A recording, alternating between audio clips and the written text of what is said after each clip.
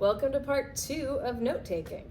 Okay, so now that we have the basic methods down, these are just some basic tips, so no matter which method you choose, these are great for all of those things.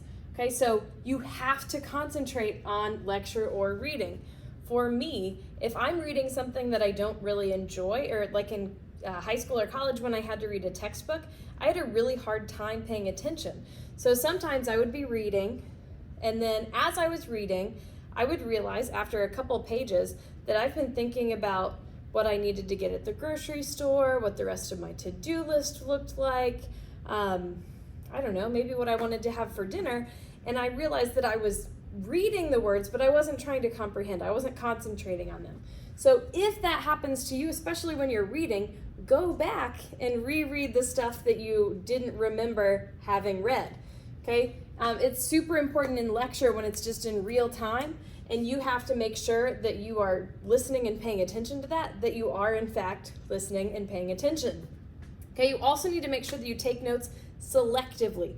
Don't write everything down. You don't have time for that. The average lecturer speaks 125 words per minute, whereas the average note taker, 125 to 140. The average note taker can only take 25 words per minute. Okay, so you don't have time. You need to try to be brief, only write the things that are important, and specifically put things into your own words. If you put things into your own words, it's a lot easier for you to remember because it's in a, not a language that you understand, but it's in words that you have put together, so it's easier for you to comprehend and then put that into your long-term memory. Okay, and it's also going to have the added benefit of shortening things up. Okay, so be brief, focus only on the major points and the important information. Okay, also stick to the things that you don't already know. So if in math class they decided to say, we're going to start at the very beginning and we're going to go to the basics. So 2 plus 2 equals 4. Well, if you know that 2 plus 2 equals 4, don't waste time writing it down. You might need to use that time for writing down the next thing that they say. Okay, write legibly. You have to be able to read your own writing because your notes are for you. And if you can't read your own writing, nobody is going to be helped by your notes. Okay, also, and this only goes for when you take notes, so don't go to your English teachers and say that, Ms. Seifert said not to worry ever about grammar and spelling. I have video evidence now that I can say that when it's only for taking notes, don't worry about grammar or spelling. If you use the wrong form of there, or there, you will still be able to figure that out when you're going back and reading your notes, and maybe you can update that and edit it as you're reading over your notes later. But it's more important just to get your information out when you are taking notes in real time in class. Know what to write. So recognize and remember the important stuff. Okay, so I'm going to give you some life hacks for when you take notes to figure out what is important. Okay, so instructors usually pause before or after an important idea. Sometimes we give it a second so that it will sink in, so that you get the information.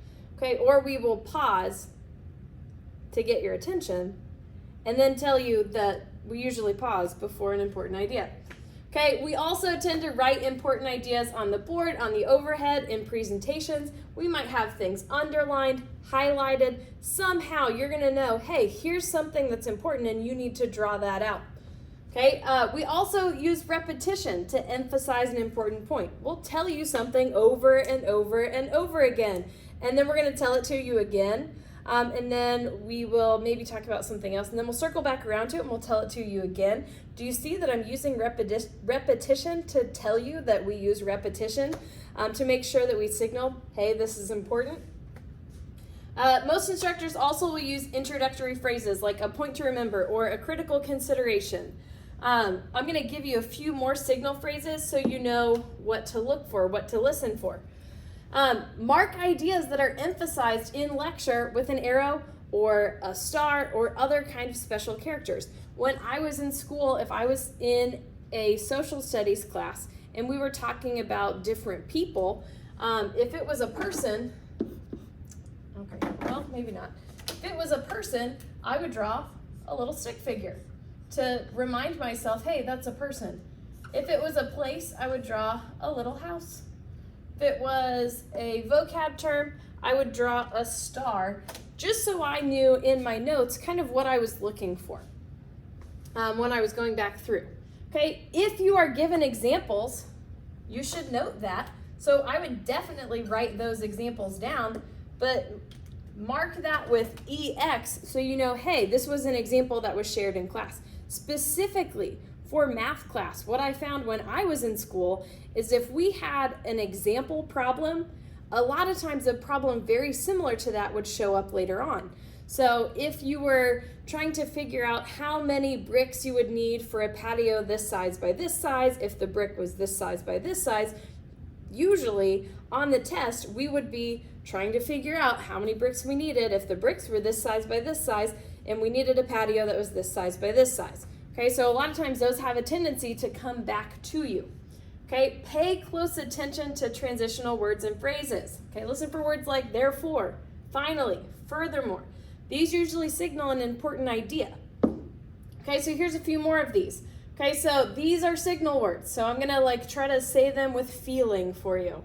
Okay, so these lead to main ideas or main points. So I would clue in if you hear there are 3 reasons why. First, second, third.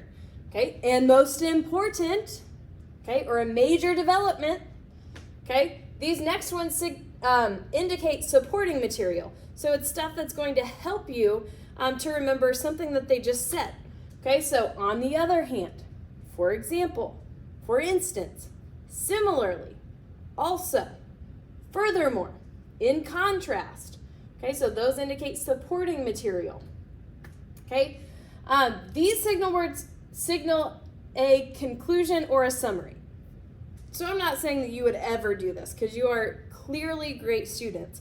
But if you have maybe tuned out for a little bit of the lecture, if you hear one of these, it might be time to clue in, because if they are going to give you a summary of the lesson, they're going to hit the greatest hits of that day and make sure that you know the most important stuff. They're not going to give you the least important information.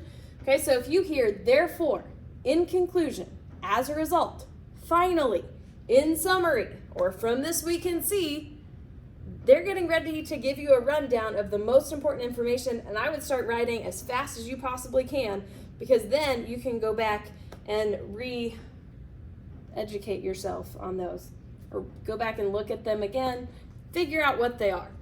Okay, sometimes we will say things very loud. Okay, I talk loud just in general, but I get even louder. Okay, now this is important. Remember that. Okay, the important idea here is, okay, the basic concept is, okay, but sometimes if I really need to get your attention, I'll also get super quiet. Okay, so for me, because I talk loud just in general, any sort of change in volume is really going to grab your attention. Okay, so the most important thing I need you to know is even if you feel like you don't have to take notes right now, okay, you can get away with not taking notes and you are absolutely successful. I want to encourage you to still take notes in class. So even if your teacher says you don't have to, okay, because the more you practice, the better you will get. And eventually you may get to a point where you do need to be able to take notes. And it's a lot harder to start from square one than if you had practiced and you had really honed your skills now when you don't need them. There it is. That's all we got. Part 2.